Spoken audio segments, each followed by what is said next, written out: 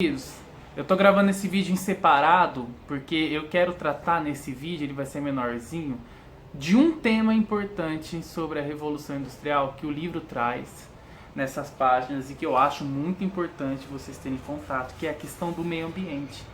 Porque se a gente pode dizer em uma mudança no mundo inteiro que houve graças à Revolução Industrial, a gente pode falar do método de produção, a gente pode falar de acumulação de dinheiro, que é uma coisa que não tinha, a gente pode falar do trabalho para os operários, a gente pode falar dos sindicatos, da luta pelo socialismo, mas, meus amigos, a coisa mais importante, sem dúvida, e que não dá para você dispensar do que aconteceu com a Revolução Industrial foi as consequências para o meio ambiente. Tá? Isso não tem nenhuma comparação, porque o mal que o industrialismo, a industrialização e o capitalismo fazem para o meio ambiente, ele é infinitamente maior do que qualquer outra discussão que a gente possa ter. Você pode discutir se é realmente importante ter um tênis feito com petróleo, se seu tênis é feito com couro. Você pode discutir se realmente vale a pena você explorar o trabalhador para conseguir evolução de sociedade. Você pode discutir se é justa a divisão do trabalho, a divisão dos meios de produção. A discussão pode envolver muitas coisas, mas não pode envolver o tema do meio ambiente, porque isso é fato. E todas as sociedades vivem hoje com um problema que ele é latente, ele é gritante. O mundo ele está sendo destruído. E ele está muito perto da destruição, graças a esses meios de produção que fazem mal para a sociedade, fazem mal para o meio ambiente, para o planeta. Então você vai ter nesse texto aqui, ó, nos livros, na página 26, 27, na 28 e na 29, você vai ter o autor falando basicamente sobre o meio ambiente, né? Ele vai falar aqui sobre os impactos da industrialização e ele vai falar sobre a história do rio Tâmisa, tá? Então eu quero que vocês respondam no caderno de vocês, esse ler a gravura aqui, tá bom? E eu quero que vocês respondam no caderno de você, esses ler o infográfico, o A1 e A2. Copiem e respondam, tá bom? Eu vou explicar aqui e vocês vão conseguir fazer. Queridos, a Revolução Industrial, a gente pode dizer então que ela intensificou a forma como era utilizada a matéria-prima, né, os recursos naturais. Então, vou dar um exemplo para você. Numa empresa que fabrica couro, não, que fabrica roupa, você faz tecido, né, com linha, e você fabrica isso através da linha da lã da ovelha. Então, você vai precisar de mais campos para poder ter mais criação dos animais que vão fornecer a matéria-prima. Muitas fábricas utilizavam de rios para poder construir, né? Porque você ia usar a força do rio para mover alguma coisa na máquina, tem aqueles moinhos. Você vai usar o rio para poder jogar os dejetos fora, né? Porque não tinha esgoto naquela época. Então, todas as fábricas estavam perto dos rios e elas jogavam diretamente nos rios ou diretamente no solo o excedente, o dejeto, sujeira, toda a imundície que fosse utilizada lá. E você vai ter o meio ambiente todo sendo corrompido, né? Você vai ter árvores sendo tiradas para poder desenvolver a indústria, você vai ter grandes pastos, como eu falei no cercamento, onde viviam pessoas, sendo expulsas pessoas, sendo esvaziadas para que se possa plantar mais, para que se possa criar mais gado, mais ovelhas, para aumentar a produção. Então a sociedade ela vai mudar de uma forma que permita a maior produção possível, para que se permita o maior lucro possível por dono da indústria, né? Então, dentre essas atitudes, esvaziar o campo, os dejetos são jogados no meio ambiente, eles são parte desse processo de desenvolvimento da indústria para você ter maior lucro para o produtor, para o dono da indústria. Isso acontece até hoje. Até hoje tem muitas empresas que jogam dejetos no rio. Quase sempre os rios próximos das empresas são muito ruins. Eu moro aqui perto do JP, quando você sai de Machado e vem para Prudente, você passa por um frigorífico, eu moro aqui perto. Então eu sinto o cheiro ruim que o rio fica em certos dias quando eles jogam os dejetos químicos no rio. Eu vejo o mal que eles fazem próximo para a natureza, a gente sente no ar que as condições são ruins, piores, porque eu tô perto dessa indústria. Isso vale para vocês, quem mora perto do Matsuda aí, ou quem mora perto do Matadouro, onde tem aquele rio fedido, onde as pessoas jogam a sujeira e fica lá, né, cheirando ruim. hoje em dia o Greenpeace, que é uma das grandes ONGs a favor do meio ambiente, as grandes empresas do meio ambiente, elas fazem uma premiação.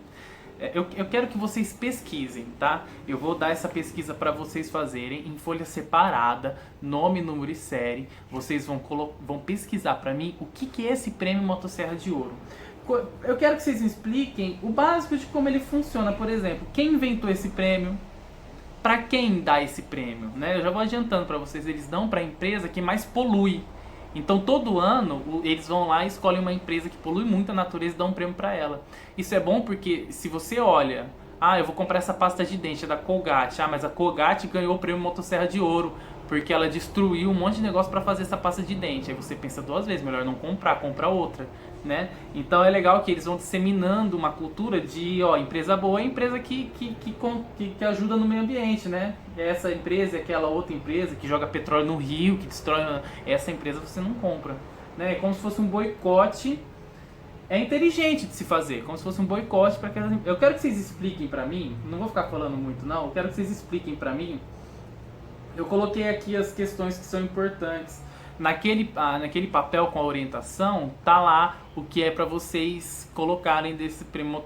Então, por exemplo, esse prêmio é mundial. Quem promove ele? Tá? Outra pergunta que eu quero. Quem foram os últimos 3 vencedores e por quê? Foi uma empresa de petróleo? Foi uma empresa de um frigorífico? Foi uma empresa... Digam que empresa e o que ela estava fazendo para ganhar esse prêmio ruim, né? Que é o prêmio Motosserra. Aí eu quero que vocês me digam, pesquisa lá se já teve algum brasileiro. Será que no mundo inteiro tem brasileiros que poluem a natureza? Eu acho que vocês vão ficar surpresos com o que vocês descobrirem, tá? E aí, por fim, relaciona. O que tem a ver Revolução Industrial com a poluição? Gente, Revolução Industrial e poluição tá intimamente ligado, tá? Porque pensa assim, o homem vivia no campo, em mais contato com a natureza. Ele produzia e plantava o que ele queria comer e comia e vivia ali da natureza.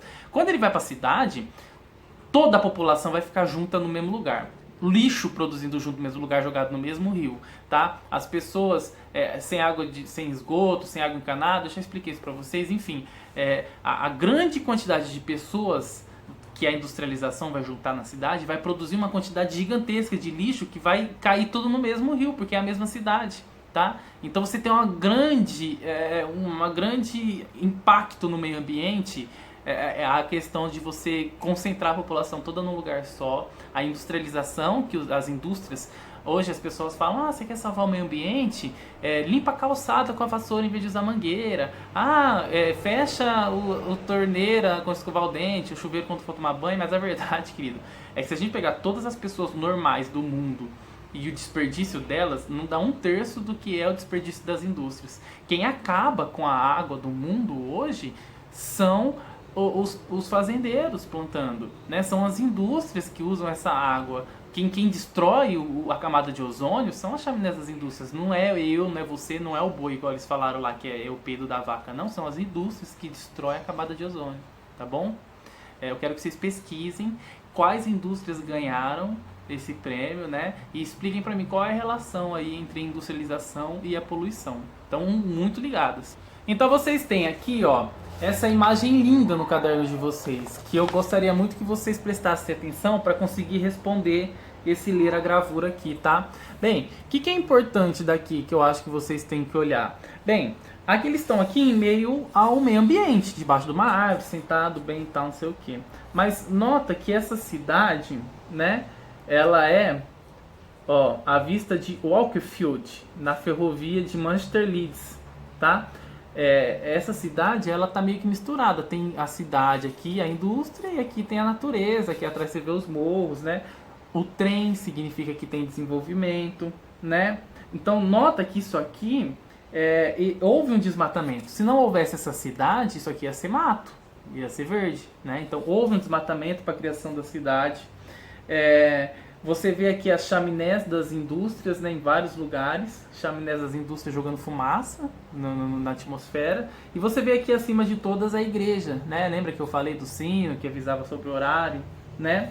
Bem, você tem nesse momento um crescimento urbano. Olha quantas casas, olha quantos milhares de pessoas moram aqui, né? Essa cidade às vezes ela não estava preparada para receber esse monte de gente, com certeza não, porque não tinha encanado, não tinha esgoto, não tinha rua asfaltada, não tinha nada disso. Tá? Né? O trem marca que isso é uma cidade grande, né? Hoje em dia a gente chama cidades grandes de metrópole, que são aquelas que têm metrô. Nesse tempo não existia metrô, então as cidades grandes industriais eram as que tinham linha de trem, que levavam e traziam os produtos para a fábrica e levavam e traziam os produtos para serem vendidos depois que eles eram fabricados. Tá? Então ferrovia é significado, ferrovia é significado, ferrovia é símbolo de industrialização, tá bom? Os caras que ficavam ricos com a indústria, eles gastavam o dinheirinho deles ali investindo numa indústria ferrovia, né? Uma indústria de ferro, um caminho de ferro que levaria os produtos. Era um investimento que não dava muito dinheiro, mas ajudava eles no transporte da mercadoria deles, tá?